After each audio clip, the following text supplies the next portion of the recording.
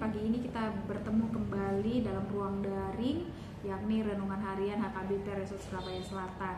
Sebelum kita memulai aktivitas kita, mari kita bergumul bersama mendengarkan firman Tuhan. Namun sebelumnya, marilah kita bersatu di dalam doa. Terpujilah Engkau Allah Tritunggal, Bapa yang menaungi kehidupan kami di dalam Yesus Kristus dan Roh Kudus. Terima kasih Bapa atas pemeliharaanmu dalam perjalanan kehidupan kami. Kami boleh bangun pada pagi hari ini dan akan melanjutkan seluruh aktivitas kami. Kami memohon tuntunan tangan Tuhan supaya Tuhan memberi kami kekuatan, kesehatan, sukacita untuk melaksanakan semua kegiatan kami pada hari ini. Kami akan mendengarkan firman-Mu Tuhan, memakai waktu ini sebentar bergumul dengan firman-Mu. Kiranya Bapa mengajari kami melalui Roh Kudus agar kami mampu memahami dan menjadi bekal kami dalam kehidupan kami. Dalam Kristus Yesus kami berdoa. Amin. Bapak Ibu Saudara-saudara, nas firman Tuhan yang menyapa kita pada pagi hari ini tertulis dalam 2 Samuel 22 ayatnya yang kedua hingga ayatnya yang ketiga. Saya akan bacakan untuk kita. Beginilah bunyi firman Tuhan.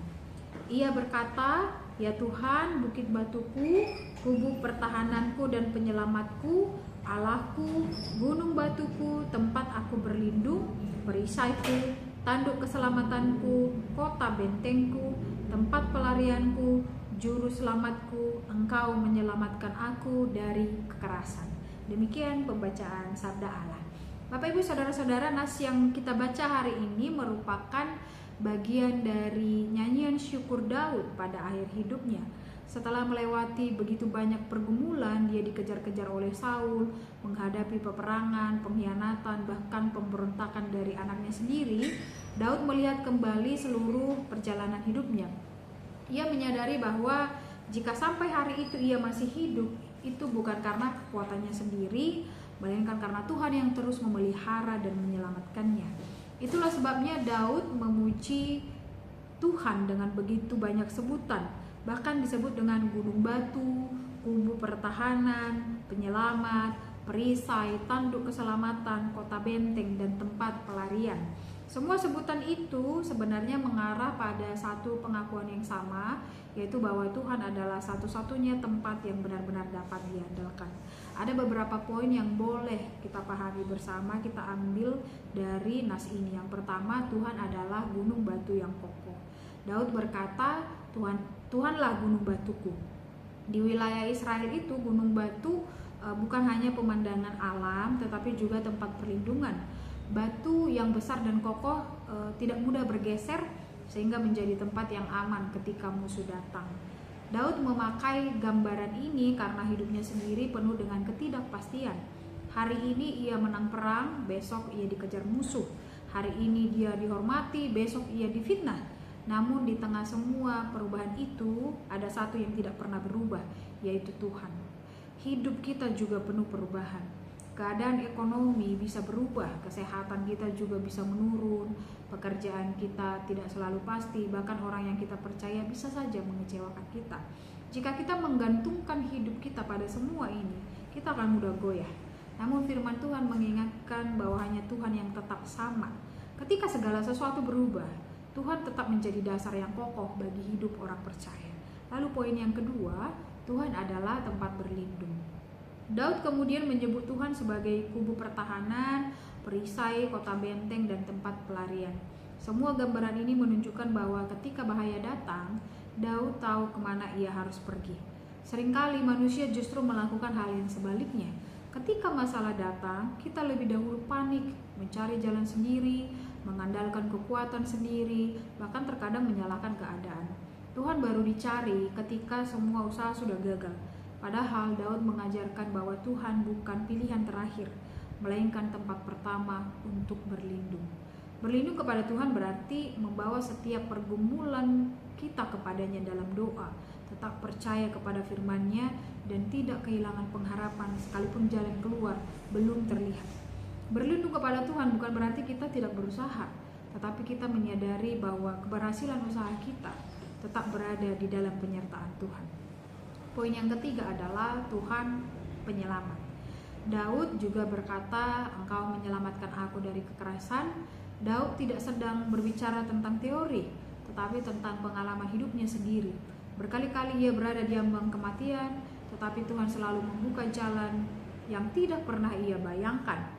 Demikian juga dalam kehidupan kita. Amanginang, saudara-saudara, Tuhan memang tidak selalu menghilangkan persoalan seketika secara instan, tetapi ia tidak pernah meninggalkan umatnya.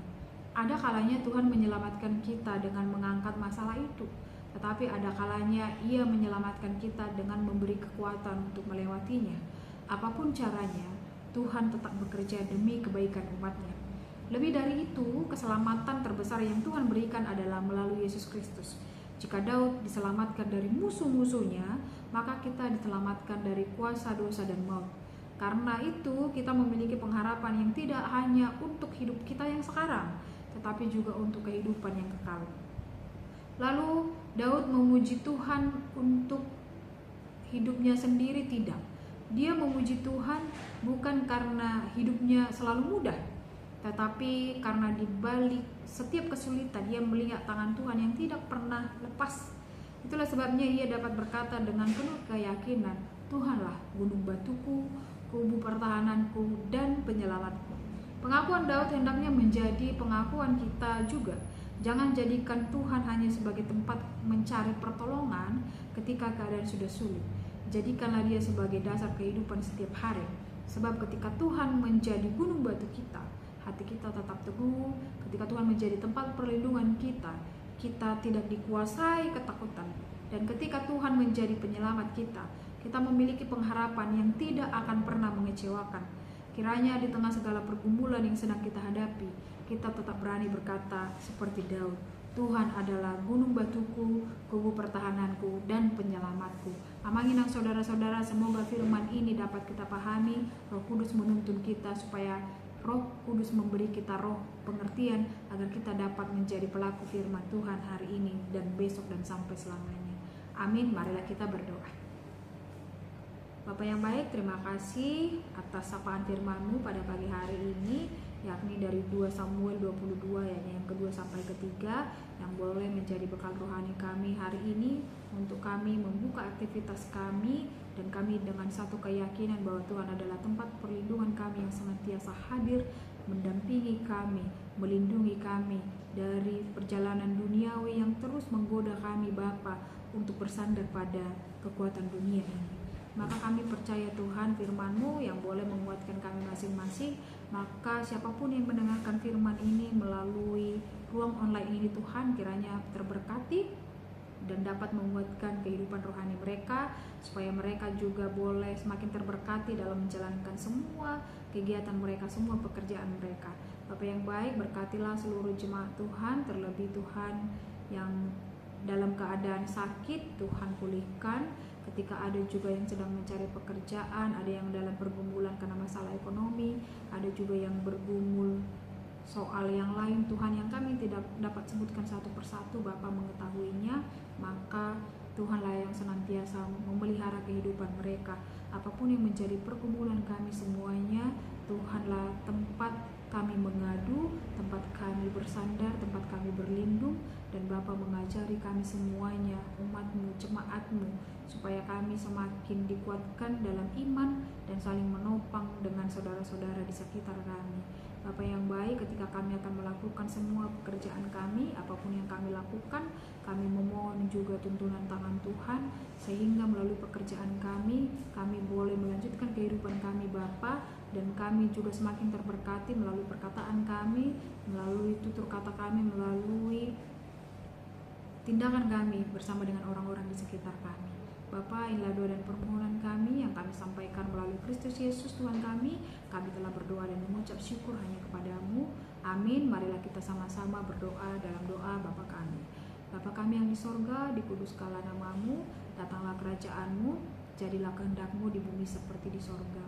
Berikanlah kami pada hari ini makanan kami yang secukupnya, dan ampunilah kami akan kesalahan kami, seperti kami juga mengampuni orang yang bersalah kepada kami. Dan janganlah membawa kami ke dalam pencobaan, tetapi lepaskanlah kami daripada yang jahat, karena Engkau-Lah yang punya kerajaan dan kuasa dan kemuliaan sampai selama-lamanya. Amin. Anugerah dari Tuhan kita Yesus Kristus, kasih karunia dari Allah Bapa, dan persekutuan Roh Kudus kiranya menyertai kita hari ini, esok, dan sampai Maranatha. Amin.